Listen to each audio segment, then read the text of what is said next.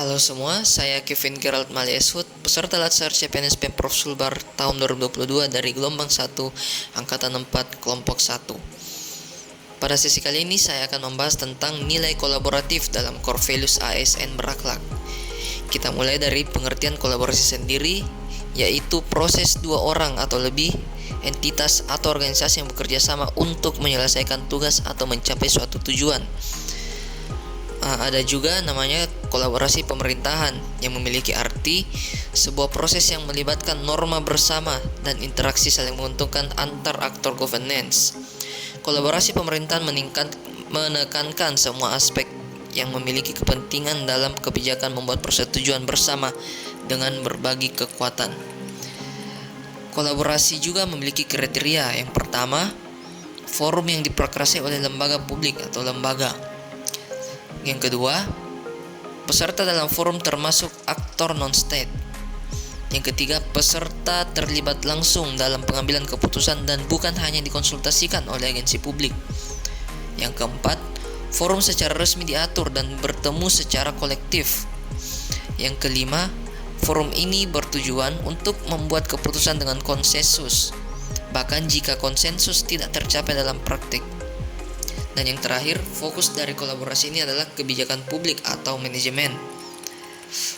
Ada juga yang disebut dengan whole of government, yang merupakan sebuah pendekatan penyelenggaraan pemerintahan yang menyatukan upaya-upaya kolaboratif pemerintahan dari keseluruhan sektor dalam ruang lingkup koordinasi yang lebih luas guna mencapai tujuan-tujuan pembangunan kebijakan, manajemen program, dan pelayanan. Whole of government juga memiliki definisi lain, yaitu pendekatan yang menekankan aspek kebersamaan dan menghilangkan sekat-sekat sektoral yang selama ini terbangun dalam model NPM. Bentuk pendekatannya juga bisa dilakukan dalam pelembagaan formal atau pendekatan formal. Nah, NPM ini sendiri dalam bahasa Indonesia juga bisa kita sebut dengan manajemen publik baru, yang memiliki arti sebuah pendekatan dalam menjalankan kegiatan pelayanan publik yang diselenggarakan oleh organisasi publik atau pemerintahan baik pada level pusat maupun daerah, dan menitikberatkan pada anggapan bahwa manajemen yang dilakukan sektor bisnis lebih unggul daripada manajemen yang selama ini diselenggarakan oleh birokrasi sehingga perlu diganti. Yang berikutnya yaitu indikator organisasi yang memiliki kolaborasi pemerintahan. Nah, indikator tersebut yang pertama, organisasi menganggap perubahan sebagai sesuatu yang alami dan perlu terjadi. Yang kedua, organisasi menganggap individu sebagai aset berharga dan membutuhkan upaya untuk yang diperlukan untuk terus menghormati pekerjaan mereka. Yang ketiga, organisasi memberi perhatian yang adil bagi staf yang mau mencoba dan mengambil risiko yang wajar dalam menyelesaikan tugas mereka. Berikutnya, pendapat yang berbeda didorong dan didukung dalam organisasi, dan setiap kontribusi dan pendapat sangat dihargai. Yang kelima, masalah dalam organisasi dibahas transparan untuk menghindari konflik. Yang keenam, kolaborasi dan kerja tim antar divisi adalah sesuatu yang didorong. Yang terakhir, secara keseluruhan setiap divisi memiliki kesadaran terhadap kualitas layanan yang diberikan. Ada juga jenis-jenis dalam kolaborasi antar organisasi atau instansi. Yang pertama, kerjasama informal. Yang kedua, perjanjian bantuan bersama. Yang ketiga, memberikan pelatihan. Yang keempat, menerima pelatihan.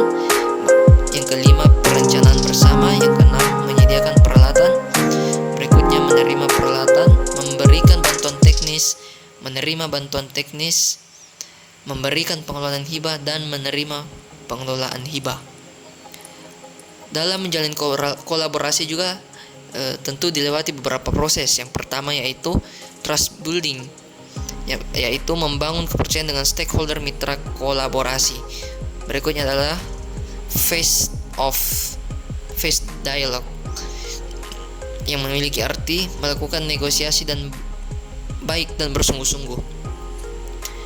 Berikutnya, komitmen terhadap proses, yang memiliki arti pengakuan saling ketergantungan, sharing ownership dalam proses, serta keterbukaan terkait keuntungan bersama. Berikutnya, pemahaman bersama, yang memiliki arti berkaitan dengan kejelasan misi, definisi bersama terkait permasalahan, serta mengidentifikasi nilai bersama.